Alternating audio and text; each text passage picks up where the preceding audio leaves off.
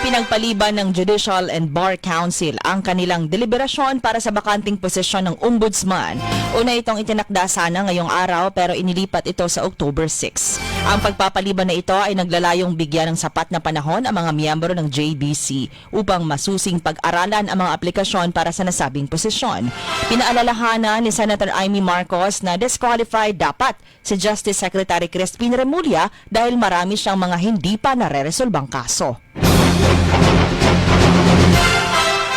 Samantala, inamin kahapon ni Vice President Sara Duterte na nililigawan na siya ng Partido Demokratiko Pilipino o PDP Party para tumakbo sa 2028 national at local elections. Pero agad niyang tinanggihan ang alok dahil napakaaga pa para mamulitika. Pinasalamatan na lang ni VP Sara ang imbitasyon at sinabing mananatili siya sa kanyang binuong regional party sa Davao na hugpong ng pagbabago.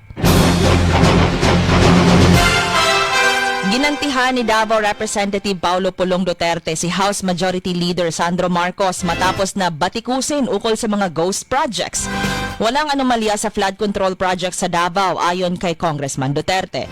Giit ni Duterte na tila bulag ang mambabatas mula sa Ilocos dahil naipaliwanag na ng Department of Public Works and Highways o DPWH Region 11 ang tamang pinanggamitan ng halos 50 billion pesos na pondo.